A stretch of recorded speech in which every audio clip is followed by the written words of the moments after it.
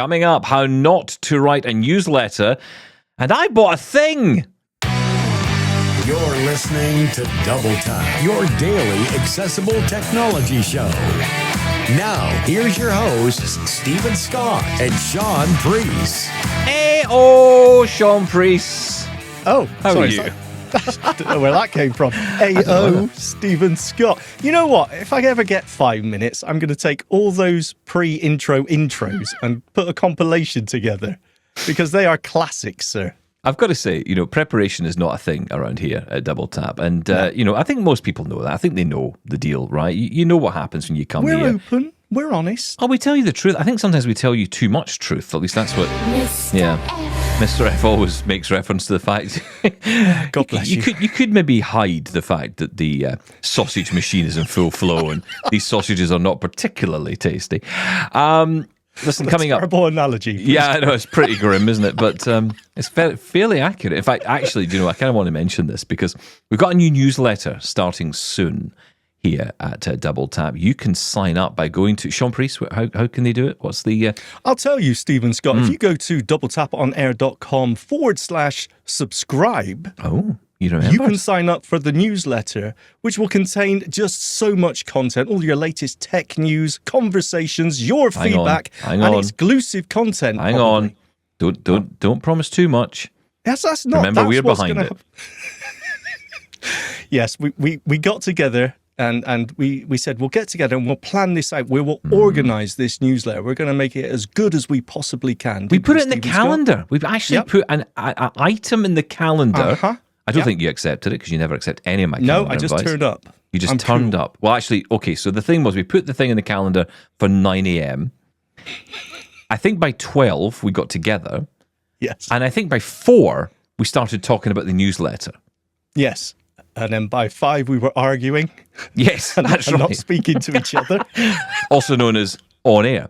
And basically this is the thing, right? So we sat down to do it, and I want to kind of give you a little bit of an insight into what goes on here behind the scenes at Double Tap, because I've had people say to me in the past, and you remember Chris McCausland, the comedian, came on, and he's like, you guys, you just make, you do a great job of looking bad.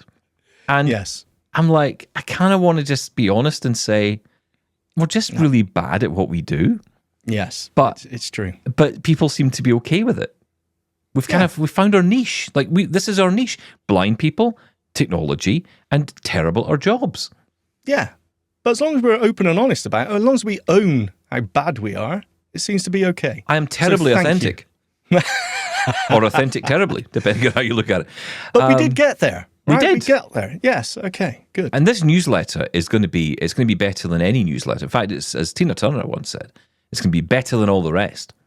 Yes, and maybe a private dancer. We don't know yet. We haven't got that far down. I don't think you get that in the subscription. I will check. Terms and conditions do apply. I don't think that's going to be part of it. Now, look, if you're signing up to the newsletter, you're not going to be spammed, okay? We're not going to be sending you stuff every 5 minutes. In fact, it's a monthly newsletter we're going to put out there.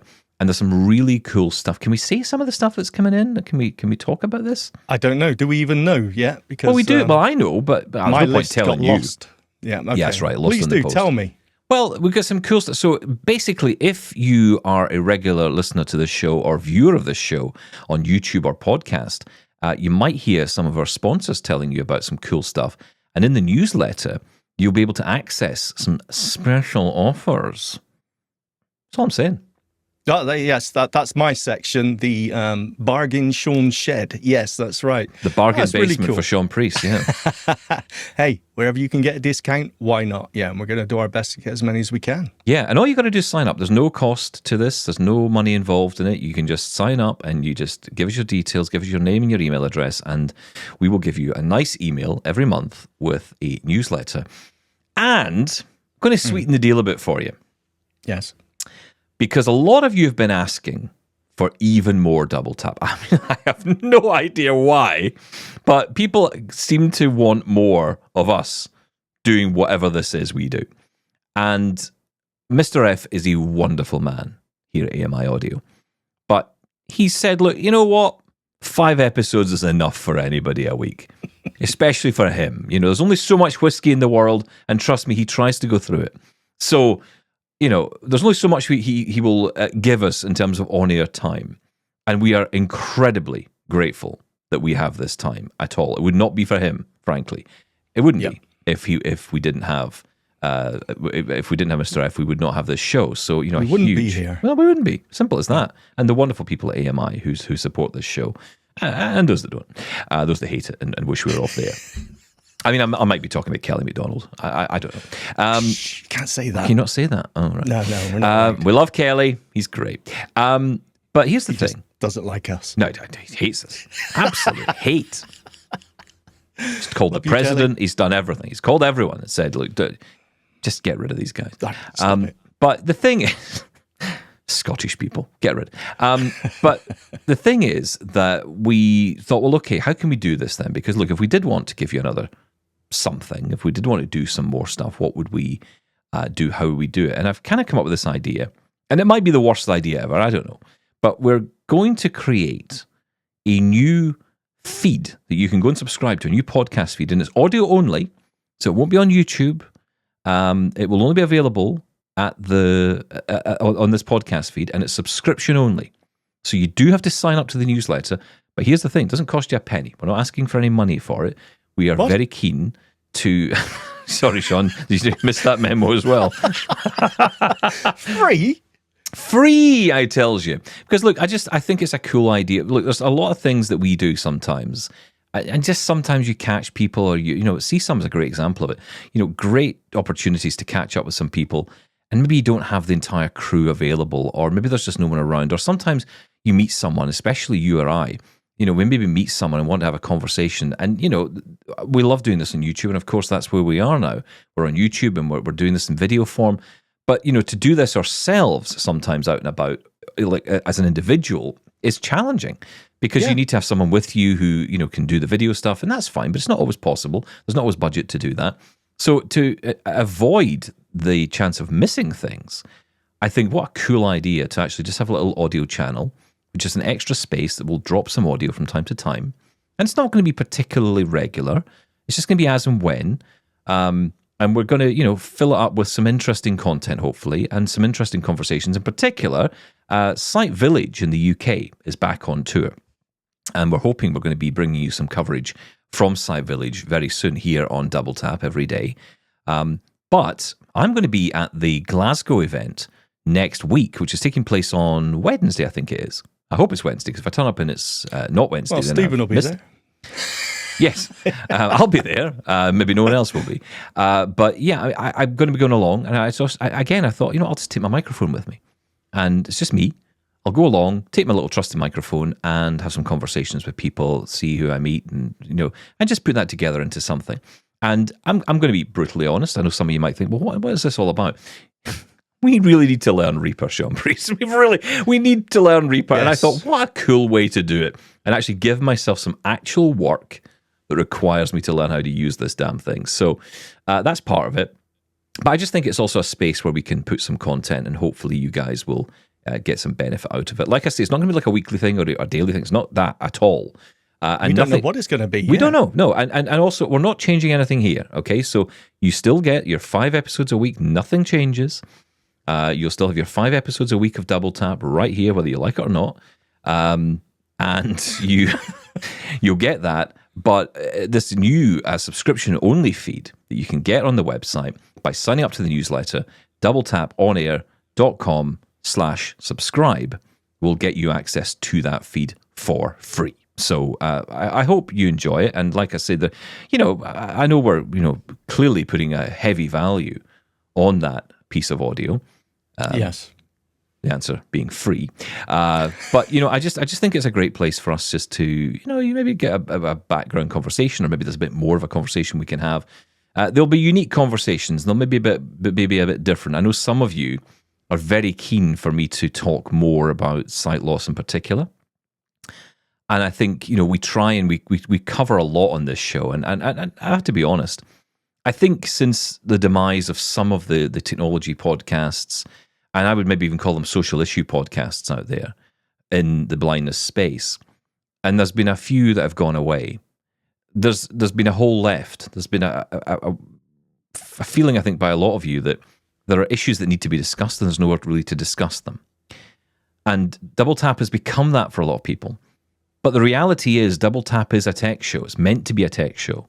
And we want to get into doing more tech discussion on specifics and stuff. But every day, as we know, because we go through the feedback, there are so many different topics that come up.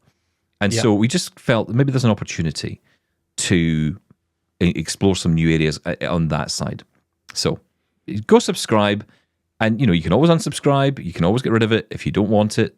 You don't have to have it, but if you do, it's there and it'll be available for you from June. All kicks off in the early part of June. So go subscribe, doubletaponair.com/subscribe, and you'll get some nice audio. There's going to be some nice audio coming your way on the first couple of days of June, and I can tell you right now, actually, it's all going to be around WWDC. We're going to be having a panel getting together just to have a chat around what we think is coming. Oh, and the thing is, as well, we can talk for as little or as long as we want on that. So, heaven help you. I'm looking forward to it. It's going to be fun. Yeah, me too. Me too. I mean, I love doing this. I love doing it, and I think sometimes there's just more we could do and more we can talk about.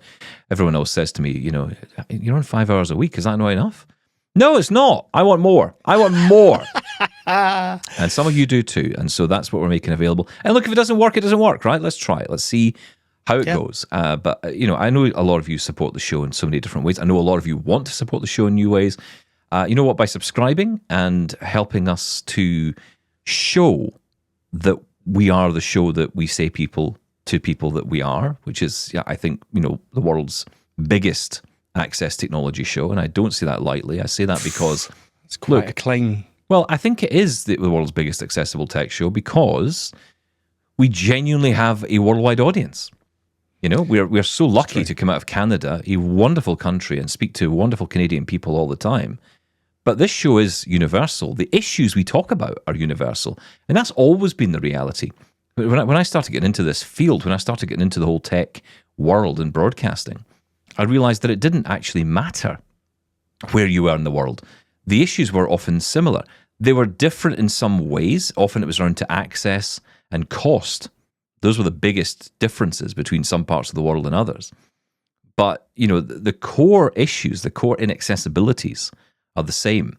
And so if we can provide a window for that, a conversation area for people to talk about this, which I think we have done here, then great. Let's continue that conversation. And on the social issues and all the other stuff, then we're absolutely going to get into that on the other side as well. So doubletaponair.com is where you'll find everything about the show.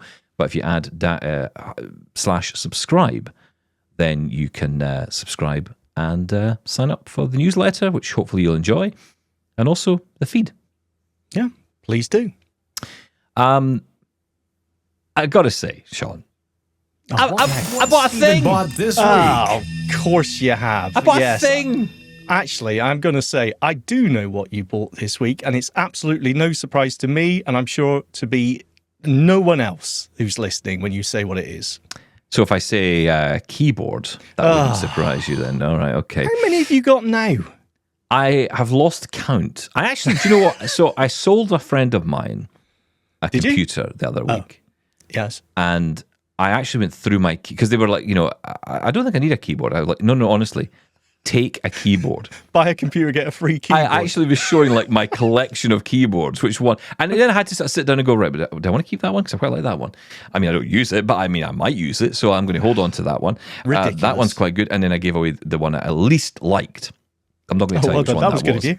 That was a friend of yours. What did I give away? I can't remember. Yes, don't go into that now. I want to know what one you bought. Well, here's the thing, right? So you go online and you look around Amazon or whatever it is, or in a search, or wherever you go for your shopping, and you go and you look around technology, and you hear about a product, and in my case it's keyboards, and I'm always looking for something new. And it's interesting because you often find that you'll hear about a product and you'll just kind of have an idea. Like, so Logitech MX Keys has been my keyboard of choice for a long time, and I love it. And I know Logitech have a whole wide range of other keyboards in the same style, but the key feel is quite different. And my previous experience has been that every Logitech keyboard seems to feel different. So even Really? within, Okay. even within the brand, it's like totally different. And of course, that's because there's different price levels. Some of them are mechanical, some of them are membrane, whatever it might be, right? They're all very different. And I was in a store here in the UK called Curry's, which has been around forever. And I was, feeling my way along, literally. Can I stop you there? Yes. It's actually called Curry's PC World. I think it's not called that anymore. I think it's just called Curry's. Oh, okay. Sorry. That's right. It used to be, because there was two stores, wasn't there? There was Curry's and PC World. Yes. And then they merged to be called, wait for it, Curry's PC World. A lot of thought went into that one. And then they said, you know what? It makes total sense for a shop that sells PCs to be called Curry's. And they don't so sell let's Curry's, do that. by the way. And they don't sell Curry's, no. I've asked. Yes. Okay. So you went to an actual real life store. Actual store. And so I'm feeling my way along the keyboard aisle, and I'm, coming up against all these different mechanical keyboards. I went to the gaming aisle. I was testing all those out. Wasn't particularly impressed. And then I come across this keyboard and I'm thinking, that's the MX keys. And then I started feeling around the edges of it and I'm thinking, that's not the MX keys. It's different. And it was actually, I've never heard of this keyboard before. It's not one that's come across my radar at all. I don't even know how old or new it is. According to the person who worked in the store, it had been out for a year or so. I had never heard of it. And it's called the Logitech K9. No. Oh, stop. The Logitech K950. So K950. Okay. And this, to me, felt exactly like the MX keys, but I was kind of confused because it felt a bit bigger, a bit more rounded, a bit more kind of filled out, almost like they had kind of taken the MX keys and made it more business. Fed it up a little bit. Yeah. You're sounding like it's just a chunky version here. A slightly chunkier version. I would say how much, you'll know if you have the MX keys keyboard, you'll know it's quite a low keyboard on the desk. I love it. Also do I. But I have found, I actually bought a wrist rest for it, and then I ended up putting the wrist rest underneath the front part of the keyboard just to give it some height, because I just felt it was too low on the desk for me. So anyway, this one is a little bit thicker, so therefore it's a bit higher up. So I started feeling around the keyboard, starting to get to understand how it worked. It has feet on the back, actual feet. Now, the MX keys doesn't have that at the minute. And that's quite interesting because it gives it, again, that height at the back, and you've already got that height. So it's more kind of business-like in that way. So it's like MX keys, but a bit more, I wouldn't say professional, but a bit more business. And it has something really valuable in it, which is it has batteries in it, actual user-replaceable batteries, regular batteries. AAAs is, in fact, what it takes, 2 of those. And as I say, those feet as well. So, a really nice little keyboard, and the key experience, very similar. I would say almost identical to the MX keys. The only difference being, and if you like this, you'll miss it perhaps, is that the MX keys has those concave keys, so your finger kind of slides into the keys. No, I need that. Sorry. I like it too. I like it too, but I do find that this one, it doesn't have that. But it has got it's almost like it's got half the amount of concavity. Is that what? Okay. That's definitely not a word. No, it's definitely not a word. But it's not quite as concave, but you do feel you're not entirely, it's not entirely flat key. Right. So there is a bit of depth for your fingertip to tiny rest bit, into. Tiny bit. And you can feel it. You can. Yeah, you can. Right. And the thing is, if you use the MX keys and you use this keyboard, you would feel everything's in the right place. Everything feels exactly the same. And it has the same functionalities in terms of it works with the Logitech options software, which is pretty terrible. Yes. Accessibility-wise, it's terrible. It is accessible, yeah. You can get through it. I have managed to work my way around it. It's doable, awful. But it's not great. And you can obviously have customized buttons. You have the numpad on the right side, for example, and there's 4 custom keys above that, which you can choose to do whatever you want. Some of it makes it, if you use the Logitech software, obviously it can get even more inaccessible, but you can have it set to do shortcuts that you want it to do, or lock the screen, or whatever you might want it to do. You can customize all of the keys on the function row if you want as well. You have full customizable options there. One thing it loses, which I think is actually brilliant for us blind people, is it doesn't have a backlight. So the MX keys has the automatic backlight built in, which means as you bring your hands closer to the keyboard, the keys will actually light up. You can turn all this off in settings, of course, and it's a good idea to do that if you're blind. It's you tricky. Can find yes. the right button. Exactly. If it reads it out. Yes. It's not perfect either, but if you can get it so that you can actually turn that off, that's quite useful because it will save battery life. So again, here's something right away which is a feature for blind people that other people might find quite irritating. It's not even there on the K950. So, I really like that. I like the user replaceable batteries. I like that it comes with that USB dongle that you often get, but because you can lift off the panel to replace the batteries, there's actually a little slot where you can put that adapter. So if you're taking it with you, you can take it with you and you never lose it. So that's good. And then, of course, it's all locked away. It's got the feet to give it some height. It's just got a bit more body to it. I'm actually really impressed by it. I like this keyboard. Okay. All right. I hear everything you're saying. I will say so it's not wired because it uses batteries, right? That's right. So it's wireless.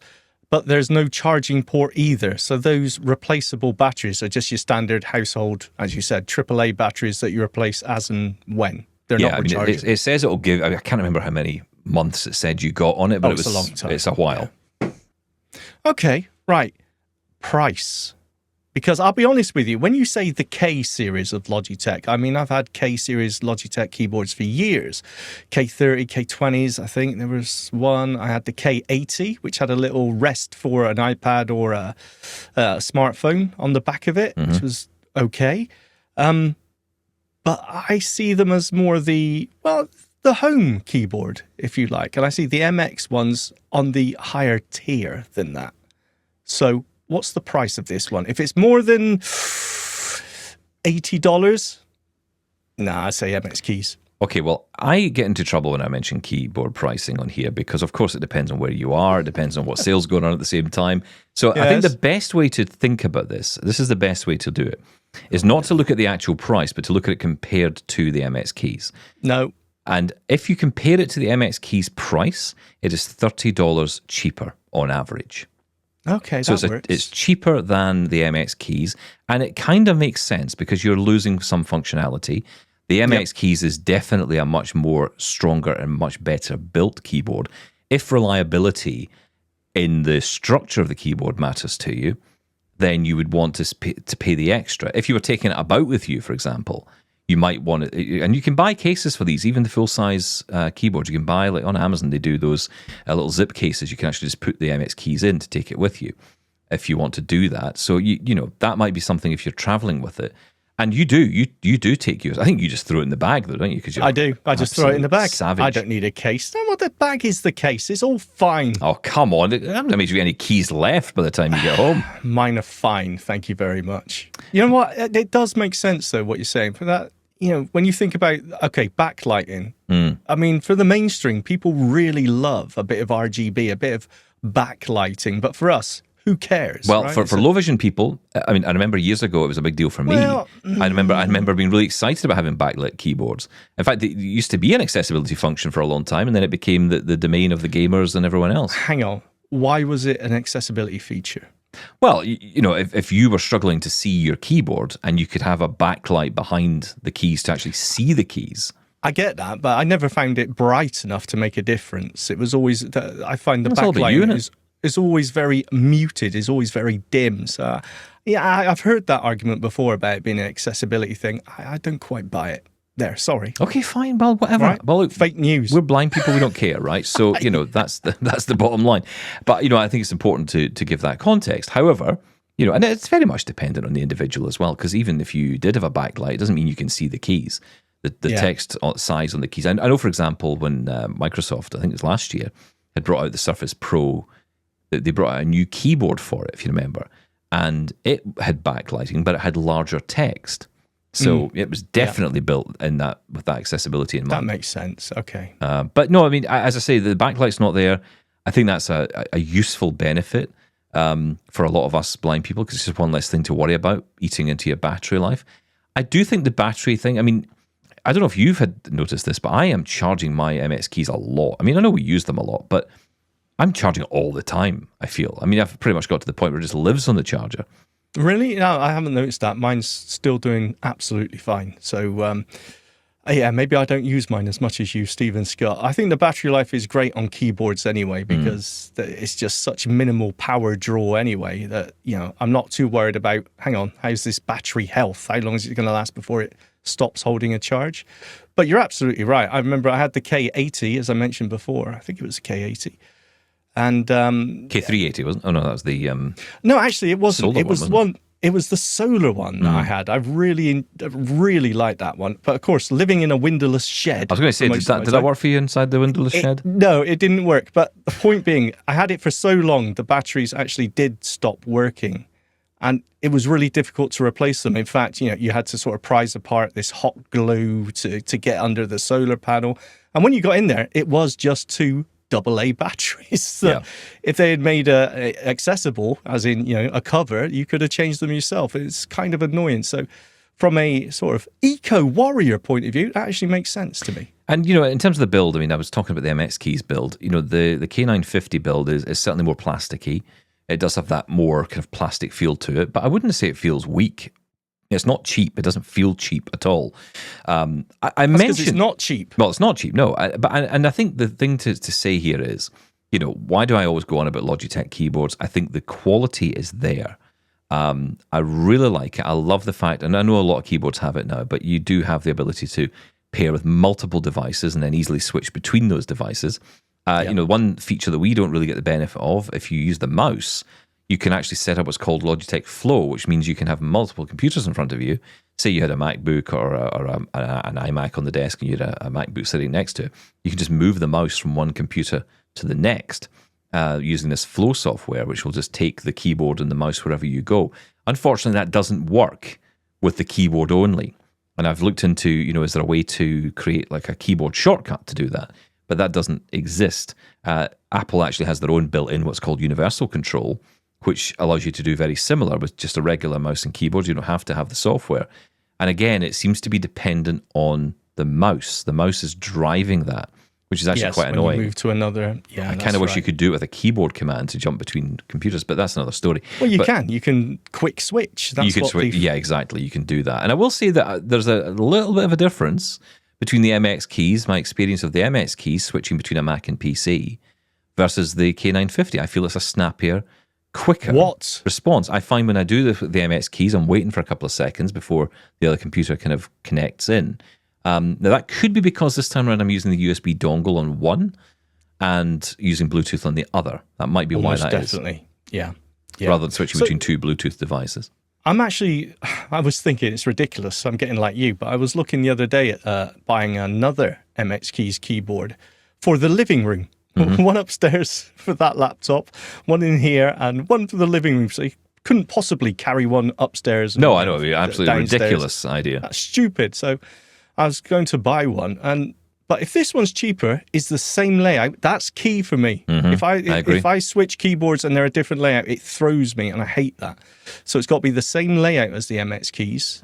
Why wouldn't I go for this one? It makes total sense. Yeah, look, I think if you're in the market for a new keyboard and you've been thinking about the MX Keys, but you're not sure especially if you can get them on sale, right? Oftentimes with the MX Keys, it's kind of seen as the higher end keyboard. Yep. And, look, I have used this keyboard now since 2020 and I love it. I genuinely love the MX Keys. That's what I'm using in front of me right now. On my desk behind me, that's where the new keyboard sits. I kind of, if I'm honest, prefer the typing experience on it than I do on the MX Keys, although I think it's not actually to do with the typing experience. I think it's to do with the height of the keyboard. It just feels more at the right position.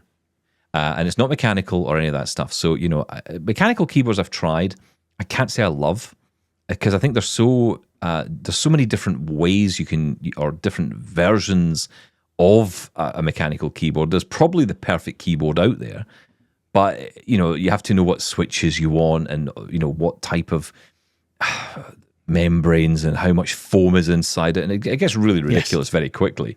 And I just don't have the patience for that. And I mentioned it because I got it. I like it. I actually got, believe it or not, I got what's called the combo MK. That's what it's called, the MK950 combo. It has the mouse with it, and you might think to yourself, okay, why? Yes, that's exactly what we're all thinking, Stephen Scott. Why did you get a mouse? Well, I could have come home and ordered it online, and I probably could have done that and saved a few quid. I think you're missing the point here, but okay, carry on. I just thought I want to buy it now, and so I'll just buy it. And they didn't have it without the mouse, so I just said, just give me it with the mouse then. Oh, wait. Hang on. Oh, I see. So you had It's to a buy combo, the mouse right? to get the keyboard. The keyboard and mouse are on a set. Okay, because just to be clear, you can't use the mouse, right? Well, I do. Well, on a PC, I use a mouse. Oh. But only with NVDA, because it reads everything under it. And don't get me wrong, I'm sure JAWS can do the same. I don't know, I've never tried it. But with NVDA, that's one thing I love. If I really get stuck, I can at least move the mouse around and it will tell me what's underneath. I've got myself out of a few scrapes with that, actually. Actually, that's a fair point. Yeah, but that's you're really absolutely right. to be honest. But I mean, yeah, I set it up and it's there. It's handy. I'm the only one using the computer, so I could live without the mouse. It doesn't actually have to be attached. Interesting though, well, hang on. This is an important thing actually. Although in saying that, this doesn't really solve anything. I guess now I think about it, because on Mac, when you're setting up a Mac from scratch, it does not like it when you don't have a mouse nearby. It's not happy. Yeah. Do you still get stuck? Yeah. Can you get? Oh, until it can detect a mouse, it won't get past it. It will flash up with all kinds of graphics on screen representing keyboards and mice, and until you can hear all the keyboards clacking away now with our listeners saying, "Actually, Stephen Scott, you are so wrong. You can get past it." No. The only way I could get past it, and funnily enough, this is the other thing I bought, which is weird when you think about it. And I know you're going to think, well, hang on a minute, you just bought a keyboard with a mouse. Why did you buy another mouse? What? Well, I did buy another mouse because it was a wired mouse, and then when I do get stuck in these situations, I can just plug it in. Literally bought a mouse so I could plug it in so the computer would recognize it. That's a Mac for you. Can you get a dummy mouse? You know, like the HDMI dummies. Yeah. No, I think the only dummy sitting around here is me. Did you get a mouse pad as well? I didn't. No, I didn't. But I did buy. Done. No, I did buy something though. Actually, on that front, a desk pad from Logitech. I don't know what that is. So it's like a gigantic mouse mat, but it's for your keyboard. So you've got a mouse pad for your mouse, right? And you get a desk pad for your keyboard and mouse. Why? I'm confused. Why? The mouse pad is there to make sure that it's got accurate tracking through the laser, or if you're old school, that little ball that used to be on the bottom that you had to clean the hairs and lint out. Mm-hmm. What on earth do you need a keyboard pad for? Have you not heard of this? This is a big deal now. Everyone's got heard of wrist pads. No. This is like a key. I mean, it's kind of how big would I say this is? It's something like double or 3 times the size of a keyboard, right? And this is a pad which sits on your desk. A bit like, remember those old desk pads you used to get? No. Leather desk pads, you never see those? Oh, yeah, okay. That kind of idea. But this is for your keyboard and whatever else you want. You get them with chargers attached to them now. You get them with LED light strips around them. You know what? I'm going to say you can never go out of your house ever again and go to a shop because they just see you coming a mile off. That's absolutely ridiculous. I know. I mean, the blind guy bought 2 mice that he's never going to use. This is the same blind guy that bought a studio display that is always off, and I don't even use the speakers of. But yeah, I know. Shocking, isn't it? You're right. I shouldn't be allowed to buy anything. But anyway, that was my purchase. So well done. That was very interesting. I was going to say MS Keys. No, it's not MS Keys. It's Logitech K950. Double Tap thanks Turtleback Cases for supporting this podcast and for their decades-long commitment to the blind and low vision community. Since 2003, Turtleback has been the original name behind protective leather cases for note-takers, trusted by thousands and designed with real feedback from real users.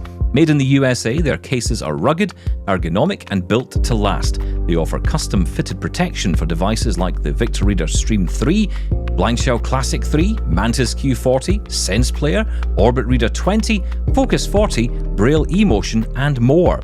Use promo code DT12 for 12% off your entire order. And yes, they ship worldwide via FedEx, complete with tracking. Visit turtlebacklv.com to see the full lineup. Very nice. Email. We get email.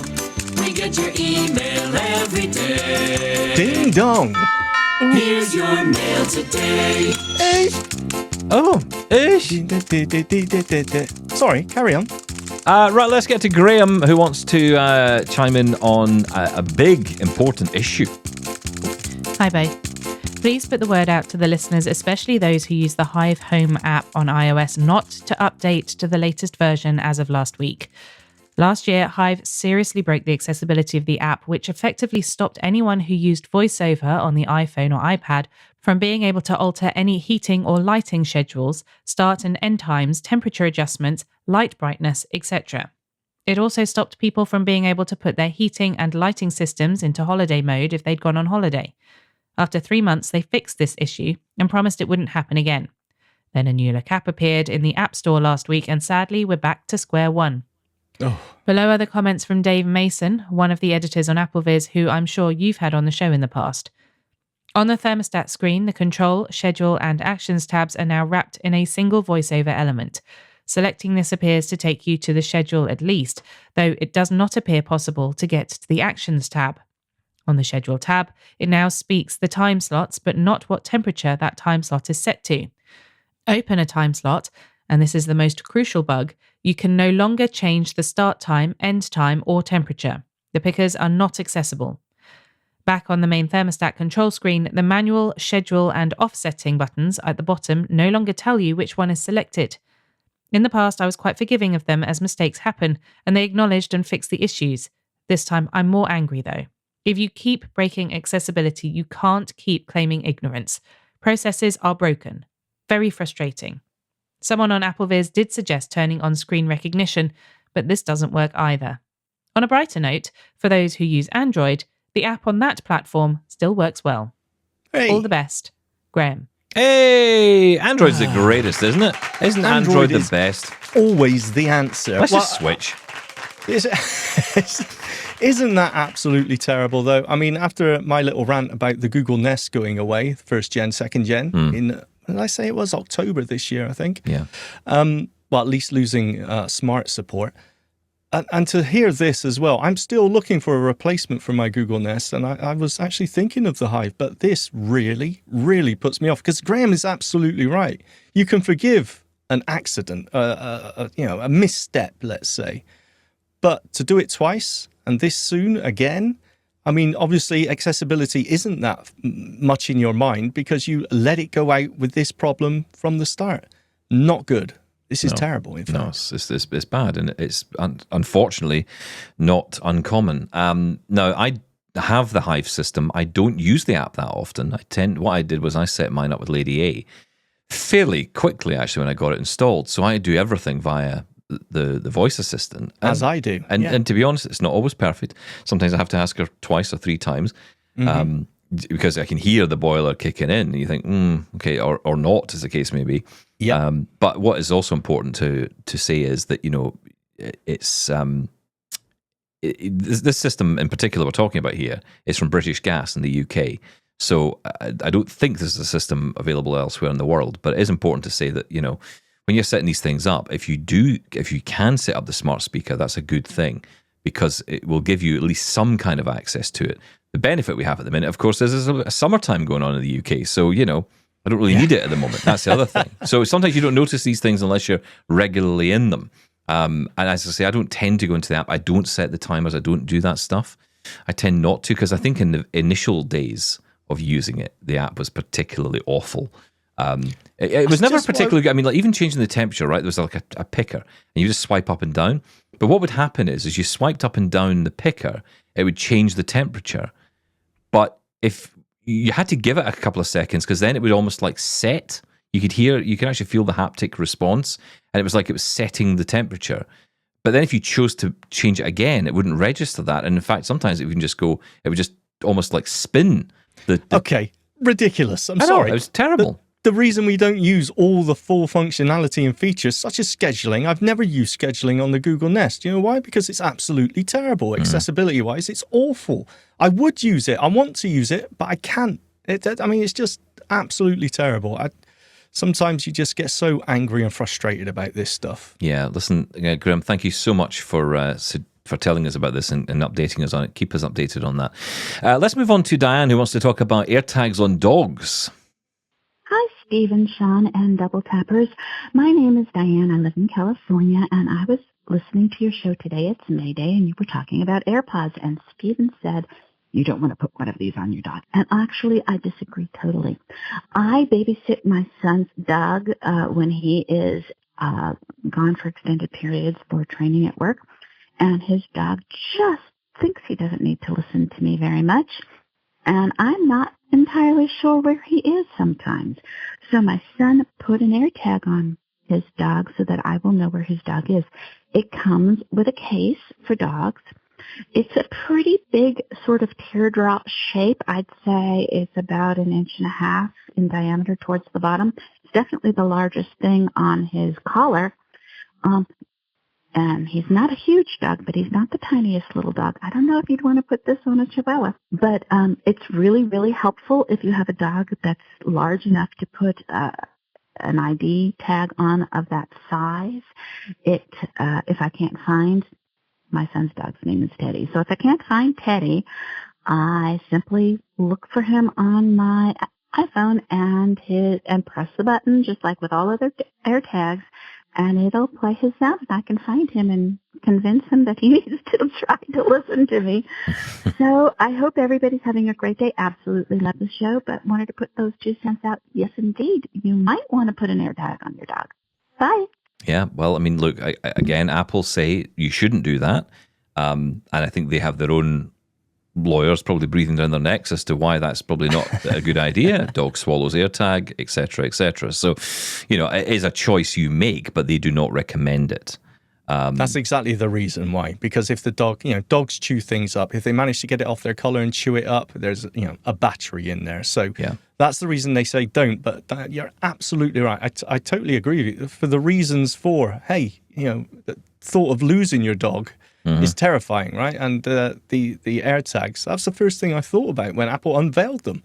This would be great for a dog. You can engrave their, details or your phone number on them as a dog tag. But Apple says don't do that.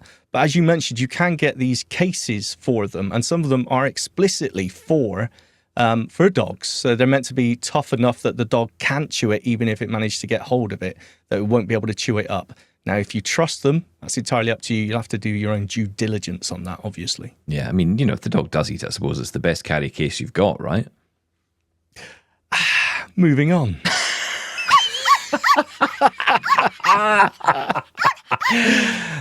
Listen, do not feed AirTags to your dog. You'll regret it. You'll be able to find them, but you'll certainly regret that decision, I guarantee you. I just what came into my mind? There was a movie years ago called Snatch. I think that was what it was called. Yes. And the dog ate a squeaky toy. Do you remember that bit? I do, yes, and then a diamond. Yes, I remember. Yeah, I remember the diamond, yeah. I think the dog got away with the diamond in the end. It was a very funny movie in some ways. Right, Grace has been back in touch. Oh. Hello, Stephen. Hello, Shaun. Hello. It's Grace here again. Are you okay, Stephen? You sounded a bit fed up when... I felt so sorry for you. Were you having a bad day when you were leaving before we start talking to you and you leave that wee message at the beginning? So I just wondered if you were okay. I'm sure you'll have a laugh when I tell you that. Anyway, what I was going to say is, I meant to mention about the liquid level indicator, and I like my liquid level indicator. Mm-hmm. I have the one with the beep, and I always use it, I must admit. So... that's what I think anyway. I think it's better to use the liquid level indicator. Thank you. Rather than use my finger. Mm-hmm. Mind you, before I got the liquid level indicator, I used to use my finger once or twice. And Hooray. I don't think it's hygienic really to do that. No, it's not. Anyway, take care both of you. And just keep the banter going. Okay, I'll look forward to hearing you both later. Bye. That is Grace. Happiest person in Grace. the world. I love you, Grace.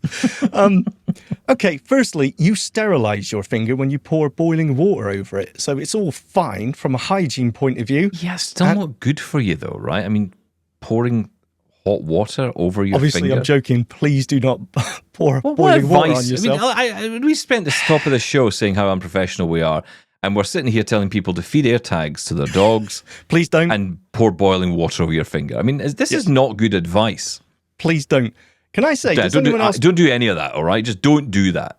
Just don't do anything we say. Does Use anyone a else liquid play indicator. that? Stop it. Play that game where you try and hear when the cup is full. Yes. I do it with hear that? bottles. I use these water bottles and I do it all the Yeah. time.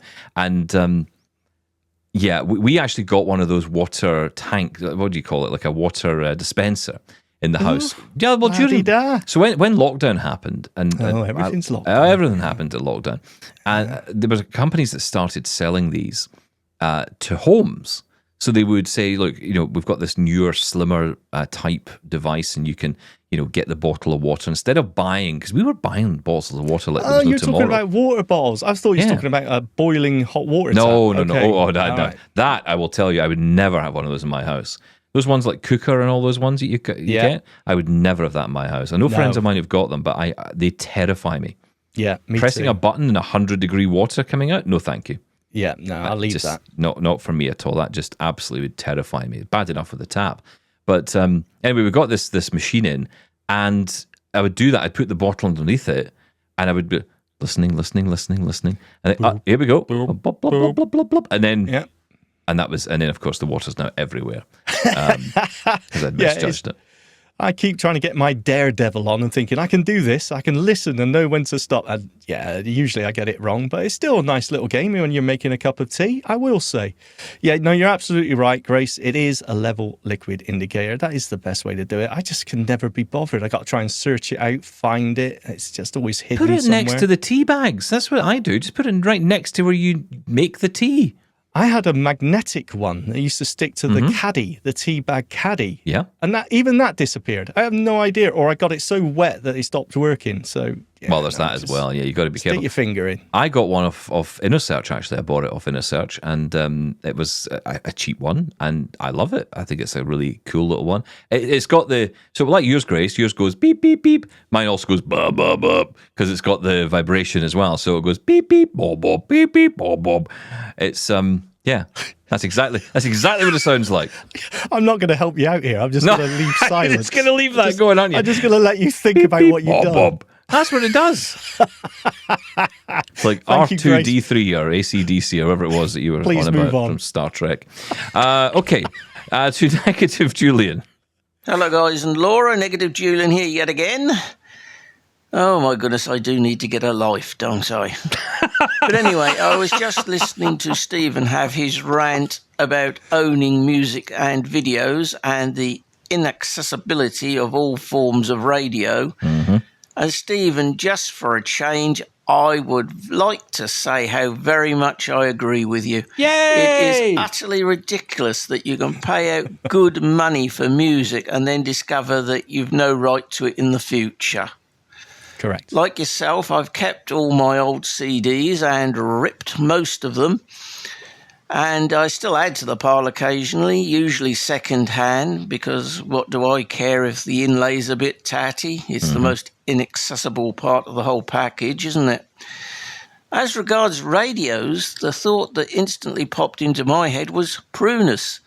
Do you remember a few years back you bought a radio purely for decorative purposes to put on the shelf behind you? I think it was called prunus. And you then discovered it was actually quite good. Have you still got that one? Yes. Of course, you cannot label the stations on that, so it's a bit potluck. But, Stephen, knowing your talent for missing the very obvious, do you realise that you, in fact, already own a personal FM radio that allows you to label the radio stations I know it's that you're coming. listening to? I refer, of course, to our old friend, the Motorola G54. Yes. This phone is budget enough to still have a 3.5mm headphone jack and a built-in FM radio. And if you favourite a radio station in that app, you can relabel the name of the station so that whenever you hit that frequency again, the name of the station will come up. Hurrah. Hurrah indeed. You do, of course, need to plug in some wired headphones or a wire to a suitable speaker because the radio uses that wire as its antenna. But if you do that and you're lucky enough to live in a decent reception area, you will get pretty good quality. Certainly better than nothing. So there you go. When you discover that Scott Towers is completely surrounded by the zombie apocalypse, and you're desperate to know if what remains of the government has yet authorised you to start eating the neighbours, you will be able to listen in. Be sure to cook them well, though. You don't want to catch anything nasty. Absolutely. I think that will do for now.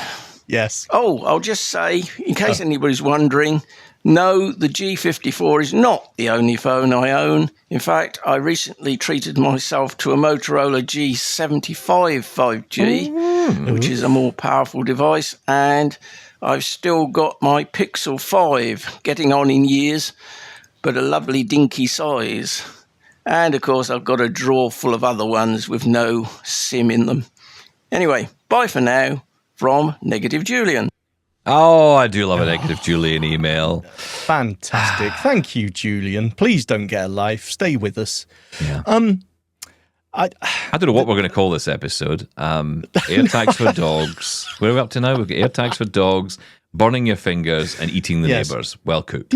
Did you just ask if radio really needs an antenna, Stephen Scott? No, how long have you worked in broadcasting I for? understand the concept of requiring an antenna, but what I've never understood is a smartphone can pick up signals from devices and masts all over the place. Satellites out of space, but it can't pick up an FM radio station without connecting a wire. Why is that? Yeah, I don't actually know the reason why, but if you don't plug in your headphones, you are not getting any reception. It's the same. True. Do you remember those portable digital radios you get? And you still get them today. It's the same thing. You have to plug in the headphones, so you can't use the headphones you have. It's ridiculous. That's fine. And what you're saying is right, Julian, about FM radio, but I'm talking about digital radio. The problem we have now is that so many stations have now moved over to digital and are switching off their FM transmissions. That it's causing a real problem. If you want to listen to radio, there's very little or less choice than there used to be.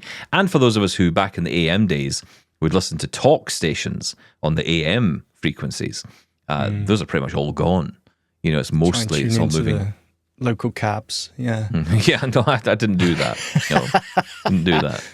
That's a very good tip, though. It's surprising how many of these, let's say, more affordable phones do have an FM radio built in. And you know what? If you can, I haven't tried that. To be honest, I haven't used a function like that in years and years. But the ability to favorite a station, and if you can label it as well, be that through the screen reader, through TalkBack, or through the app itself, that's cool. Staying on radio accessibility. Thank you, Julian. Staying on that though, here's Nicole. Hello, Stephen and Shaun. It's Nicole calling from Saskatoon. It is Thursday, May 8th. And I'm partway through the episode, your 1000th episode. Congrats, by the way. Thank you. Listening to the radio rant, and I wanted to point out, so I'm using a Victor Reader Stream 3, and there are options. There's for podcasts, which is how I'm listening to you, podcasts, and Sella Direct to Player for mine because I'm in Canada, and then there's TuneIn Radio and Internet Radio. So there are options there for stations. So then you need to select the text on the number pad and it'll search for the stations, and it'll give you several results, and you can go through the results, and then as you select that, there's a subset of results too. So you should be able to find a radio station that way. Okay, I'm done. Thank you for everything that you do, and you are truly wonderful to listen to. Okay, take care, everyone. Bye-bye. Thanks, Nicole. I appreciate that. That means a lot. We're the nicest listeners in the world we've got. I know, and when you think they're talking to us, you think, really? I mean, Us? Yeah. Thank you. So, Stephen Scott, what's the matter with you? Of course, you've got the internet radio, which is accessible through all these beautiful devices, smart speakers, as I told you at the time of your rant, and obviously the Victor Reader Stream. Which you didn't mention at the time in my rant, I will add as well. That's because it's under the same category as an internet streaming device for me, Stephen Scott. Sorry about that. Well, sorry. I think Nicole's onto something here, and I think that's the reality. Look, I mean, I think digital radio, if we want those devices to be accessible, I think they should be, by the way.